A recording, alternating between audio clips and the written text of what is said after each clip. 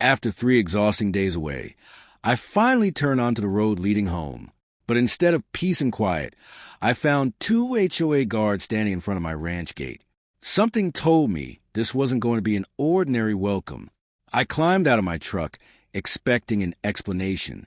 Instead, the guards walked straight toward me, while Karen stood off to the side, looking strangely pleased with herself. The larger guard spoke first. "You're not entering this property until you apologize to Karen." For a moment, I thought I had misheard him.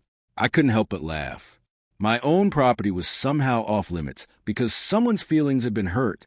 It sounded more like a bad joke than real life. Karen finally stepped forward. She claimed I had embarrassed her during the last HOA meeting and demanded a public apology before I could earn back my access. I looked at the gate, then at the key in my hand. One simple fact made this entire situation ridiculous. They were standing on land that legally belonged to me. I politely asked one question. "Who exactly gave you permission to block a private ranch entrance?" The silence that followed spoke louder than any answer. The younger guard looked back at Karen before saying a word. That hesitation told me everything I needed to know. Without raising my voice, I reached for my phone. If they wanted to turn this into an official matter, I was perfectly prepared to let the facts speak for themselves. The moment I started making that call, the confidence on Karen's face disappeared. She suddenly realized the situation wasn't going the way she had planned.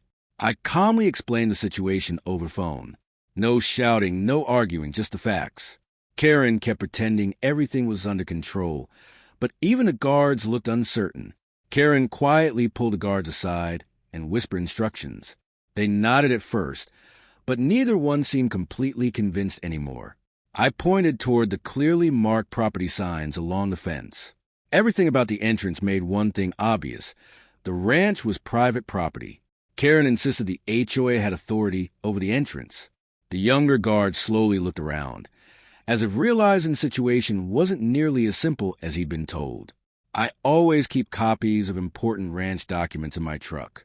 I opened the folder and calmly showed the property records that clearly identified the land. The guards leaned in for a closer look. The maps matched the fence lines perfectly, making it harder for anyone to question where the property began. The younger guard finally asked respectful questions instead of repeating demands. That small change completely shifted the tone of the conversation. Karen tried once more to pressure the guards into enforcing her demand.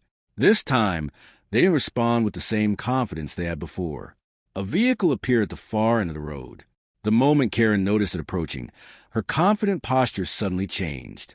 As the vehicle stopped near the gate, the entire atmosphere shifted. Whatever happened next would finally determine who actually had the authority to decide what happened at my ranch. The county property official walked toward the gate with a calm, professional attitude.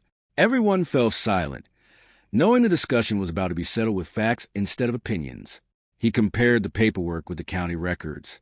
It only took a few moments before he nodded, confirming the documents matched perfectly. The official clearly explained where the private property line began. The ranch entrance was exactly where my records said it was. The guards immediately stepped aside once everything was confirmed. Their job was to follow the law, and now the situation had become clear. I thanked the guards for remaining professional once they understood the facts. They admitted they had only acted on the information they were originally given. The official reminded everyone that HOA rules only apply where they legally have authority. Clear property boundaries protect both homeowners and associations. For the first time that day, the gate finally opened. I drove onto my ranch knowing patience and preparation had accomplished far more than anger ever could. As I drove deeper into the ranch, the stress slowly disappeared. Home wasn't just a place. It was something worth protecting with calm determination. That evening reminded me of an important lesson. Knowing your rights, staying respectful, and keeping good records can resolve conflicts far better than arguments. Sometimes the strongest response isn't raising your voice. It's standing firm, staying calm, and letting the truth speak for itself. And on that day, that's exactly what happened at Stone Creek Ranch. If you enjoyed this HOA story, don't forget to hit the like button and subscribe for more incredible HOA stories every week. We'd also love to hear from you. Where are you watching from? Tell us your city, state, or country in the comments below. Thanks for watching, and we'll see you in the next story.